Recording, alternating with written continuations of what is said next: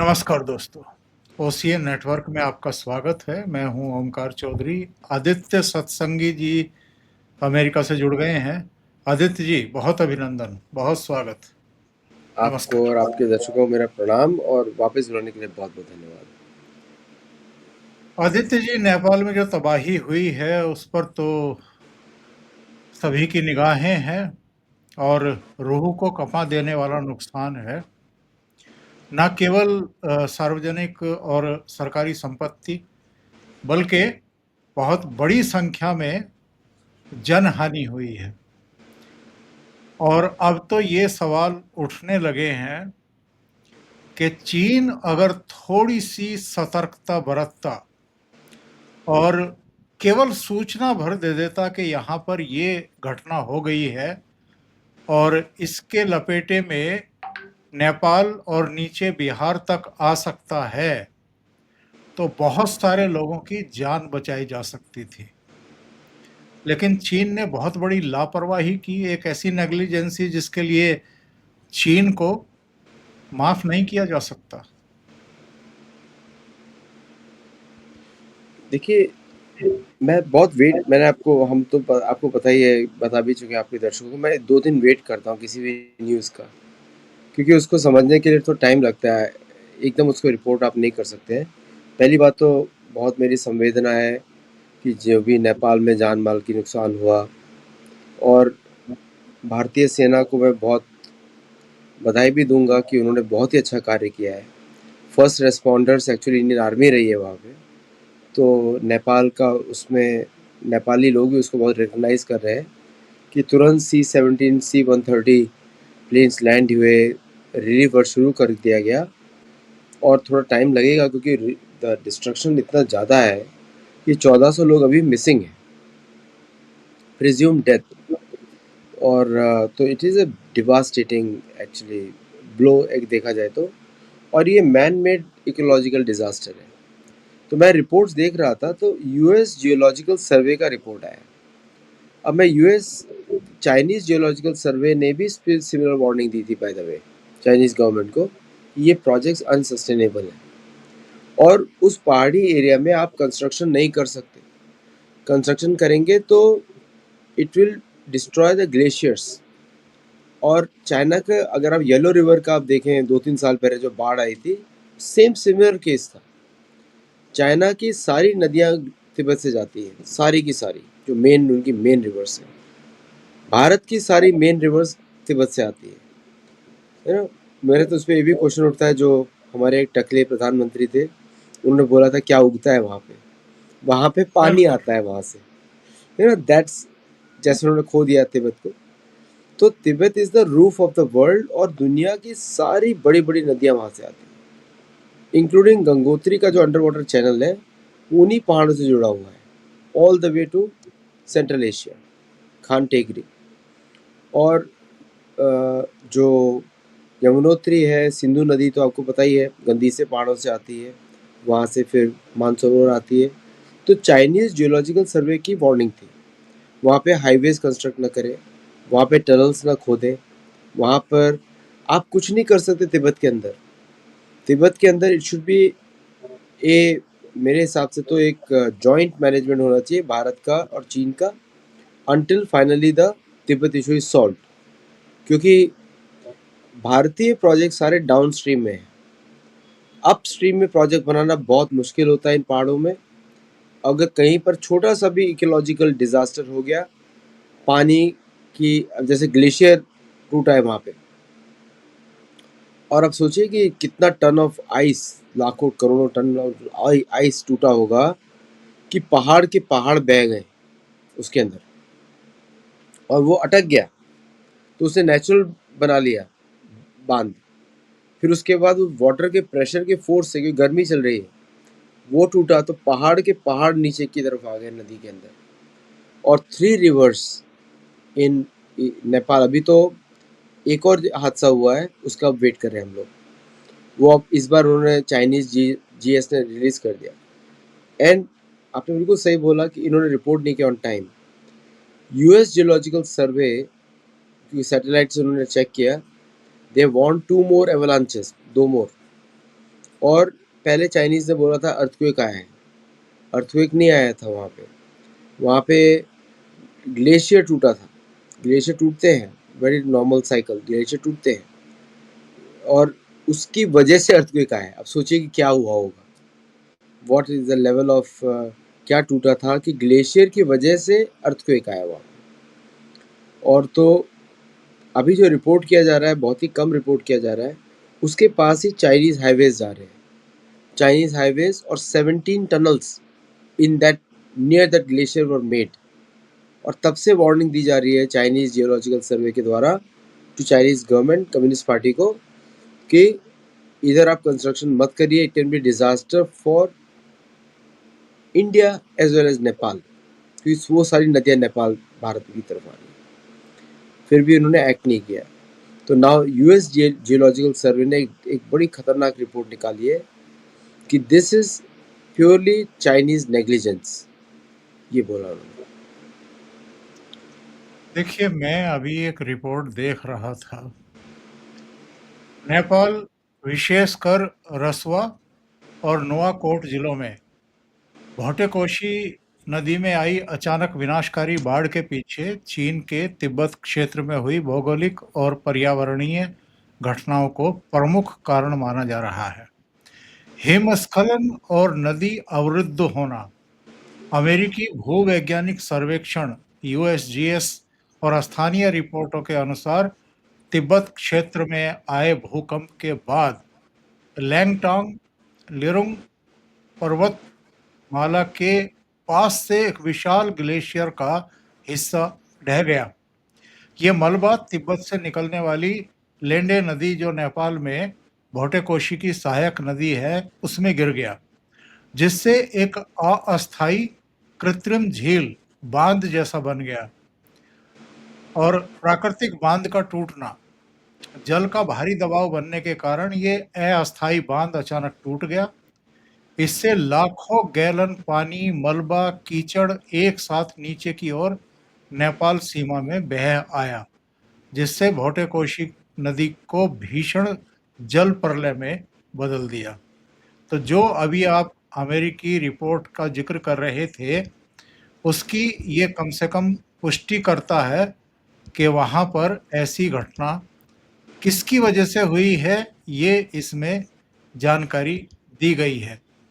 अब आते हैं इस तथ्य पर कि चीन की जो भूमिका है, वो क्या है, और उसने समय रहते अगर नेपाल को बता दिया होता, तो बहुत बड़ी तबाही रुक सकती थी।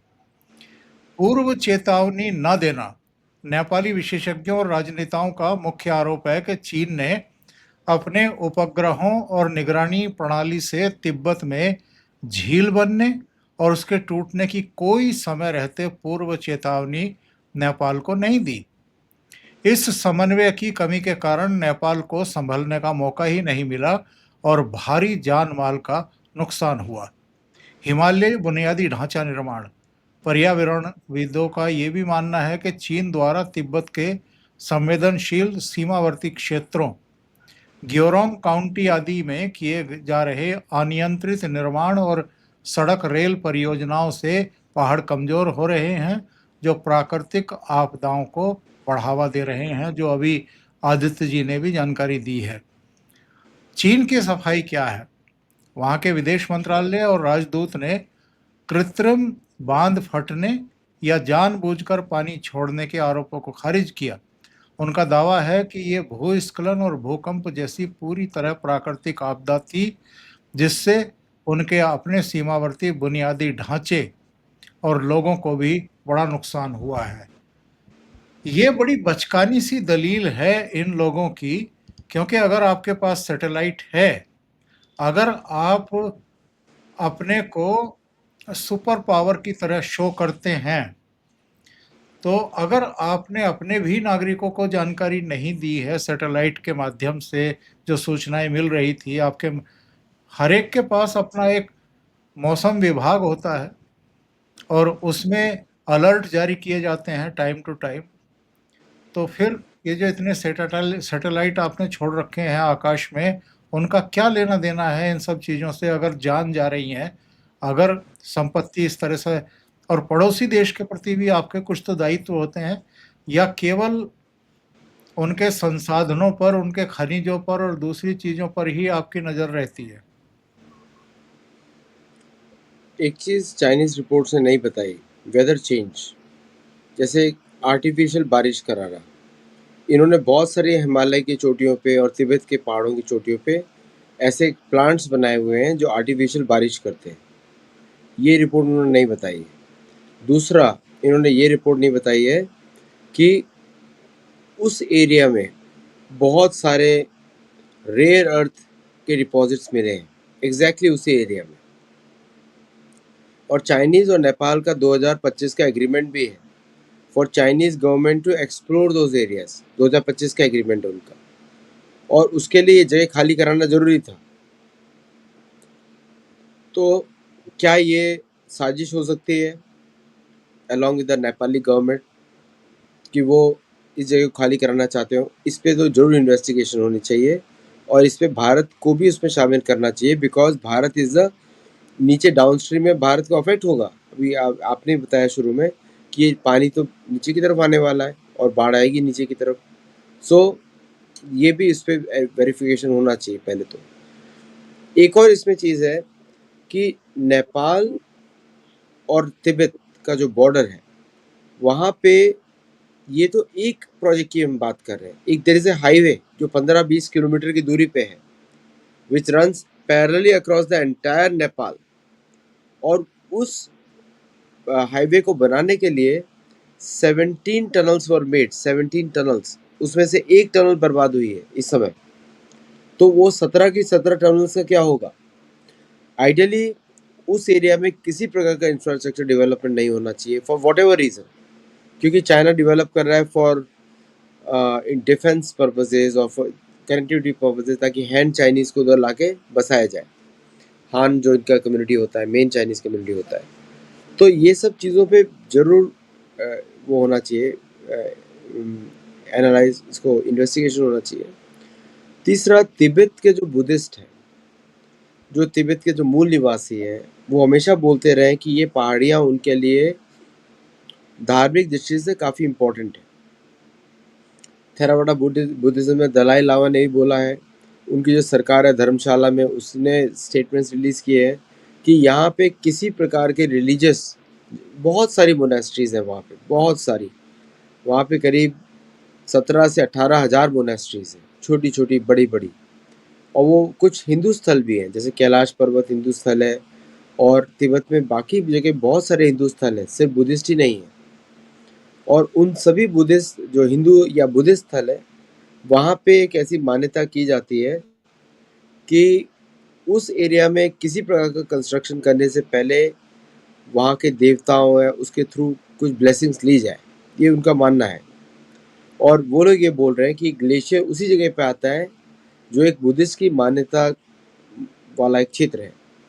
तो ये हर तरीके से देखा जाए, रिलीजियस, कल्चरल, एक ये चाइनीज़ का ये मेरे को लगता है ओवर रिस्पॉन्स है। और प्लस झूठ भी बोला उन्होंने ये झूठ भी बोला कि इसमें ये तो अर्थक्वेक आ गया। अब यूएसजीएस तो बोल रहा है कि अर्थक्वेक नहीं था वहाँ पे रैम्पेंट करप्शन की वजह से ग्लेशियर टूटा है, और ग्लेशियर टूटने की वजह से अर्थक्वेक आया है, लेकिन देयर इज़ नो अर्थक्वेक पर से। तो earthquake was not the reason. तो उन्होंने ब्लेम किया ऑन द नेपाली साइड, नेपालियों को ब्लेम किया। बट कैसे ब्लेम कर सकते हैं? अगर अपस्ट्रीम में प्रॉब्लम हुई हो तो डाउनस्ट्रीम में कैसे ब्लेम कर सकते हैं? उन्होंने बोला कि बिल्कुल। आपने नदी के चारों ओर आपने घर बनाए हुए हैं, नदी के पाथ पे, ये उन्होंने बोला, ब्लेम किया।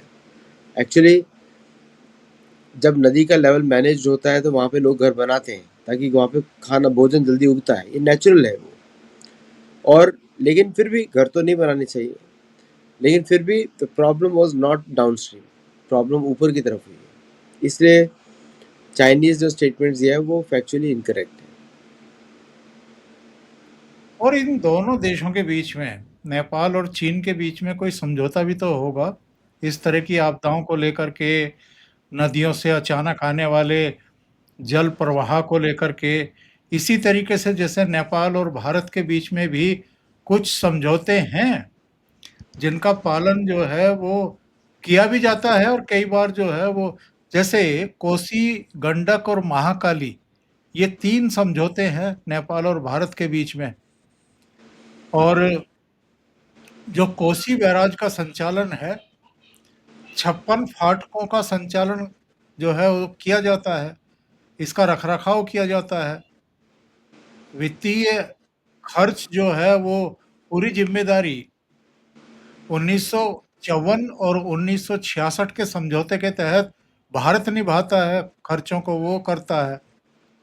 डेटा शेयरिंग जो है होती है मानसून के दौरान, हर साल दोनों देशों के जो जल संसाधन विभाग नियंत्रण कक्ष हैं, वो बाकायदा जल स्तर का डेटा आपस में साझा करता है। तो ठीक इसी तरह के समझौते नेपाल और चीन के बीच में क्यों नहीं हुए हैं? मैं देख रहा था अभी, सर्च कर रहा था, चीन और नेपाल के बीच में इस तरह के समझौते नहीं हैं। नहीं है, एक भी नहीं है, एक भी नहीं है। एक्चुअली क्या है कि चाइना जो है उसके रिश्ते काफ़ी कंडेस्सेंडिंग होते हैं, मतलब नीचे देखता है अपने नेबर्स को वो, बहुत ज़्यादा। उसका एक एटीट्यूड है कि यह सुपीरियर रेस है हम लोग, और वो कभी भी छोटे देशों से समझौता नहीं करते। ये नेपाल के लिए भी सीख है, जो उनके हाथ में बार-बार खेलता रहता है कि जब मुश्किल आती है तो भारत ही हेल्प करने आता है, जब कोई भी प्रॉब्लम आएगी। और Nepal is not in a position to negotiate with Chinese. Bhutan is not in a position to negotiate with Chinese. Burma is not in a position to negotiate Chinese. Vietnam, Cambodia, Laos, इनमें से कोई भी नहीं capable इनसे negotiation करने के लिए। तो चाइनीज डिक्टेट टर्म्स कि ये तुम्हारे लिए, ये तुम करो। अब कोई प्रॉब्लम आएगी, हमको नहीं पता, दे रन अवे। तो ये प्रॉब्लम है। आई थिंक नेपाल को भारत के साथ मिलकर नेगोशिएट करना चाहिए, क्योंकि भारत भी इसको भुगतता है, नेपाल भी भुगतता है। भूटान और भारत को मिलकर चाइना से नेगोशिएट करना चाहिए। बाकी जगह तो भारत संभाल लेगा, सिक्किम भारत संभाल लेगा, अरुणाचल भारत संभाल लेगा। बट बट ये जितने भी, अब जैसे अक्साई चीन ऑक्यूपाइड टेरिटरी है, वहाँ का भी सिमिलर सिचुएशन है, क्योंकि उसके ऊपर उनका बेस है, एयर बेस है। Now that air base is on seismic zone, और उसके ऊपर ही आप डेजर्ट में देखते हैं, जिसे हम टकला मकान भी बोलते हैं, वहाँ पर न्यूक्लियर साइट्स हैं चाइना की, which is again a seismic zone. यहाँ पे कहीं पे, these are all the places Bharat को क्वेश्चन उठाना चाहिए कि भाई ठीक है, वॉर के बिना पीस टाइम में आप क्या करने वाले हो? पीस टाइम में अगर कुछ इंसिडेंट होगा फिर क्या होगा? वॉर के समय हम देख लेंगे। तो आई थिंक मेरे हिसाब से चाइनीज़ पूरी तरह एक्सपोज हुए हैं कि they do not know how to use the technology properly, neither they know how to manage these things.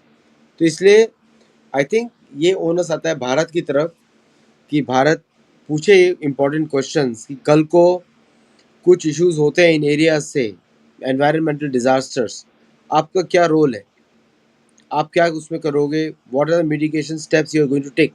ये क्वेश्चन चाइना से पूछने चाहिए इस समय। और चाइना से ये भी पूछना चाहिए कि maybe they should remove some bases from Tibet, क्योंकि वो सारे सीस्मिक जोन्स हैं और उससे पानी करप्ट हो सकता है। अगर भारत ने रिटेलिएशन किया उस बेस पे, तो पानी, लाखों लोगों की पानी के ऊपर प्रॉब्लम आ सकती है। It's a table of the world. Suppose Bharat ने एक्शन लिया येलो रिवर के सोर्स के ऊपर, ज़्यादा दूर नहीं है भारतीय सीमा से, 1500 किलोमीटर 2000 किलोमीटर की दूरी पे, ज़्यादा दूर नहीं है। तो पूरी येलो रिवर गई उनकी, फिर क्या करेंगे वो? बिल्कुल। तो I think these are the important question जो अब उठाने की आवश्यकता है, मुझे लगता है।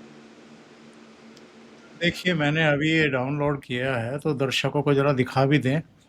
नेपाल और चीन के बीच समझौते, सीमा प्रबंधन और आपदा चेतावनी। चीन के साथ नेपाल का कोई पुराना व्यापक जल बंटवारा समझौता, जैसे भारत का कोसी समझौता है, नहीं है। चीन और नेपाल के बीच में कोई समझौता नहीं है। लेकिन आपदा और पर्यावरण प्रबंधन को लेकर के कुछ समझौते हुए हैं। बीआरआई और सीमा व्यापार, चीन नेपाल सीमा पर व्यापारिक बंदरगाहों जैसे गियोरोंग, रसवागढ़ी के बुनियादी ढांचे के विकास पर दोनों देश समझौतों के तहत काम, यानी कि केवल व्यापार पर दृष्टि है चीन की। तो वो वहाँ पर केवल व्यापार के लिए जो बंदरगाह है, दूसरी चीजें हैं, उन पर समझौते किए बैठा है। लेकिन नीचे अगर आप देखें, रियल टाइम डेटा ना देना, हाल में तिब्बत में ग्लेशियर फटने और भोटेकोशी बाढ़ की घटना के दौरान नेपाल का आरोप रहा कि चीन ने उपग्रह डेटा और चेतावनी समय रहते नेपाल को नहीं भेजी। तो भाई आप कैसे पड़ोसी देश हैं कि आपका व्यापार पर तो निगाह है, लेकिन वहां जान माल की सुरक्षा हो, इसमें कोई रुचि नहीं है, रत्ती भर रुचि नहीं है। यही प्रॉब्लम मुझे अमेरिका से भी है। अमेरिका को भी व्यापार से समझ में आता है, लेकिन व्हाट अबाउट सपोर्ट? अभी सेंटकॉम है, पूरा ईरान में बॉम्बिंग चल रहा है, लेकिन यहाँ पे इतनी बड़ी आपदा हो गई, एक प्लेन भी सेंटकॉम से नहीं गया to help the Nepali people. और नेपाल में सरकार बदलने के लिए पहले पहुँच गए थे, चाइना भी सरकार बदलने के लिए पहले पहुँच गया था। अब जब प्रॉब्लम हो रही है, दोनों गायब, दोनों के दोनों गायब। मेरा ओमकार जी एक क्वेश्चन यहाँ पे आता है इन लोगों से कि नेपाली अपने आप को बहुत बड़ा चीन का दोस्त मान रहे थे थोड़े दिनों पहले, और कितना साधारण उन्होंने गेम्स भी खेला कि हम नक्शा बदल देंगे और ये भारत का हिस्सा है, वो भारत का हिस्सा है। आज नेपाल के 12 गांव गायब हुए हैं, 12 गांव, और 12 गांव में 1500 लोग मिसिंग हैं। और ये तो इनिशियल फिगर्स हैं, अभी तो और फिगर्स आने वाली हैं, क्योंकि पूरा का पूरा बॉर्डर्स बहे हैं वहाँ पे।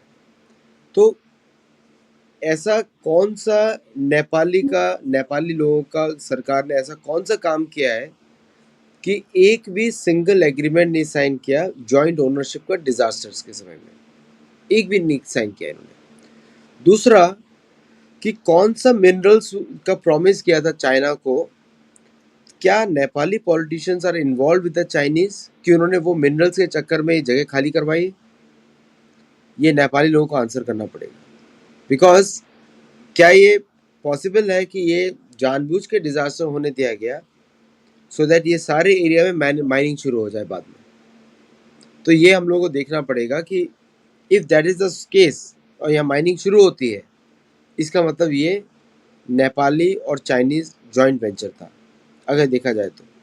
अगर माइनिंग वहाँ शुरू नहीं होती है, इसका मतलब it was a completely Chinese problem, जो उन्होंने कम्युनिकेशन ठीक से नहीं किया। तो बहुत सारे क्वेश्चन यहाँ पे need to be answered, I think, as अभी जैसे इवेंट्स और होते हैं तो हम लोगों को पता लगेगा। तो mining will be the litmus test. अगर माइनिंग वहाँ शुरू होती है तुरंत 2 महीने में, 3 महीने में, 6 महीने में फॉर एग्जाम्पल, दैट मीन्स ये प्लान था। अगर माइनिंग शुरू नहीं होती है, इसका मतलब ये है कि ये चाइनीज नेग्लिजेंस था। और देखिए, ये प्राकृतिक आपदा समझ लीजिए या चीन निर्मित आपदा समझ लीजिए, चीन खामोश बैठा हुआ है, तबाही हो गई। आप कह रहे हैं कि अमेरिका भी तबाही पर खामोशी अख्तियार किए हुए है, लेकिन कल ही जहां मैं बैठा हूं, यहाँ से बस 3 किलोमीटर की दूरी पर हिंडन एयरपोर्ट है, वहां से हमारे 2 बड़े विमानों ने सामान के साथ, राहत सामग्री के साथ, एनडीआरएफ की टीम के साथ उड़ान भरी और वो नेपाल पहुंच गए हैं। तो ये तो भारत का अपने पड़ोसियों, और यहाँ तक कि टर्की में भी जब भूकंप आया था तो वहाँ भी हमारी टीम जो है वो पहुँच गई थी सहायता करने के लिए। ये अलग बात है कि टर्की जो है वो भारत के खिलाफ साजिशें रचता रहता है। 3 या 4 एरिया ऐसे हैं, आदित्य जी आप तो जानते हैं, दर्शकों को मैं बता रहा हूँ, जो चीन के उकसाने पर नेपाल की तब की सरकार ने भारत के सामने दिक्कतें पेश की थी जब ओली की सरकार थी। एक काला पानी का एरिया, एक लिपू लेक लेक, और तीसरा जो है लिम्पिया धुरा, और एक महाकाली नदी के का जो उद्गम स्थल है उसको लेकर के भी विवाद खड़ा करने की कोशिश की थी। जो काला पानी, लिपू लेक और लिम्पिया धुरा है, अपने नक्शे में शो किया, जबकि ये दशकों से भारत के पास हैं। यहाँ पर बहुत सारे विकास के काम भारत ने किए हैं, इंफ्रास्ट्रक्चर निर्मित किया है यहाँ पर। तो चीन ने उकसाया, चीन की एक राजदूत थी जो वहाँ पर प्रधानमंत्री के घर भी, कार्यालय में भी बेरोक-टोक आना-जाना था उसका, और उसके उकसावे पर नेपाल ने यह हरकत की थी केपी शर्मा ओली के समय। और इन्होंने अपने नक्शे में भी ये तीनों जगह दिखाए। उसके बाद जब भारत ने बहुत कड़ा ऐतराज़ किया, तब जाकर के थोड़े इनके कान ढले थे। लेकिन चीन जो है वो भारत और नेपाल के बीच में तो विवाद खड़े कर रहा है, लेकिन आपदा के समय जो उसके द्वारा ही निर्मित मानी जा रही है, तब उसका हाथ बटाने के लिए नहीं आ रहा है, राहत कार्यों के लिए नहीं आ रहा है। चीन किसी की भी कंट्री की हेल्प नहीं करता, किसी भी। वेनेजुएला में कितने शस्त्र बेचे चाइना ने? कितने? 7 बिलियन डॉलर्स के। अभी जब वहाँ अर्थक्वेक आया तो कहीं चीन का दिखा कहीं पे? कुछ नहीं दिखा आपको। ईरान में बाय द वे जो पहला वाला जो फर्स्ट फेज था ईरान वॉर का, सारे चाइनीज वेपन्स फटे थे वहाँ पे। No radars worked, nothing worked. लेकिन और चीन ने कोई उसके अंदर रिस्पॉन्सिबिलिटी नहीं ली, सारा ब्लेम किया कि ईरानी लोगों को मिसाइल चलाना नहीं आता, और उसके बाद चीन गायब हो गया। Now China supplied more radars, कुछ तो उसने फ्री में सप्लाई किए हैं to make up for the loss in the last part. लेकिन तो टिपिकल आप जैसे जाते हैं ना Chinese businessman, only talk about profit के ऊपर बात करेंगे, देयर इज नो रिस्पॉन्सिबिलिटी। एक बड़ा इंटरेस्टिंग चीज़ और भी है कि ये सारे इंसिडेंट्स हो रहे हैं, अभी जापान भी वहाँ पे कूद पड़ा है एड देने के लिए, और तो चाइना को बड़ा प्रॉब्लम हो रहा है कि वाई जापान इज़ देयर। उनको ये प्रॉब्लम हो रहा है कि वाई जापान इज़ देयर। उनको लगता है कि जापानीज वहाँ पे लिसनिंग डिवाइसेस लगा देंगे and the China will not be able to repeat similar things, और उनका मिलिट्री मूवमेंट को ट्रैक करेंगे इन देयर। तो ये तो China is talking all about diplomacy, सब तरफ बात कर रहा है except the main problem. Main problem क्या है कि उनके जो बाकी हाईवेज है, बाकी प्रोजेक्ट्स हैं, उनके डिटेल्स दे। अब वो दे नहीं सकते क्योंकि सारे मिलिट्री हैं, ड्यूल यूज है। देंगे तो सबकी टनल्स का मैपिंग पड़ जाएगा भारत के पास। और ओमकार जी, सबसे खतरे की बात और भी है कि ये शायद मिसाइल लॉन्चर्स को भी वहाँ छुपा के रखे हैं, and that's why they can not disclose all those information to anyone. क्योंकि इन्होंने जब भारत से पंगा लिया गलवान में, तो इन्होंने जहाँ जहाँ टनल्स बनाई हैं वो सारी ड्यूल पर्पस टनल्स हैं, जहाँ पे इन्होंने एक्स्ट्रा एम्यूनिशन या एक्स्ट्रा मिसाइल्स और ये सब उन्होंने स्टोर करके रखे हैं। क्योंकि आप उनका साइज़ देखिए, टनल्स का साइज़ देखिए, it is not for civilian purposes only. Bharat की जो टनल्स हैं आप देखिए, आपको पता लग जाता है कि ये सिविलियन पर्पस है, ड्यूल पर्पस है। बट एटलीस्ट भारत अनाउंस करता है कि येस ड्यूल पर्पस है ये वाला, ये सिविलियन पर्पस, सिंगल पर्पस है। यहाँ पे तो ऐसा कुछ है नहीं। That means all sites are military purpose. तो 17 साइट्स हैं जो वहाँ की इंफॉर्मेशन निकल के आती है उस रीजन में, नेपाल चाइना बॉर्डर पे 17 साइट्स आर देयर जो कि ड्यूअल पर्पस है, and that's why China doesn't want to disclose all the details. और मैं दर्शकों को एक जानकारी दे दूं, मेरे चैनल से पहले इसी विषय पर आदित्य सत्संगी जी का एक बहुत ही तथ्यपरक वीडियो अपने चैनल सत्तोलॉजी पर आया है। आप वहां जाकर के और विस्तार से इस विषय पर जानकारी ले सकते हैं। सत्तोलॉजी पर आप इस प्रकरण पर, इस पूरे विषय पर विस्तार से देख सकते हैं। बहुत धन्यवाद आपका आदित्य जी, इतना समय निकालने के लिए, जुड़ने के लिए, और बहुत गहराई से इस पूरे मसले का ब्यौरा देने के लिए। Thank you so much. और दर्शकों से आग्रह है, आपको अगर ये चर्चा अच्छी लगी हो तो लाइक का बटन दबा दें, वीडियो को शेयर करें और चैनल को सब्सक्राइब करना ना भूलें। नमस्कार।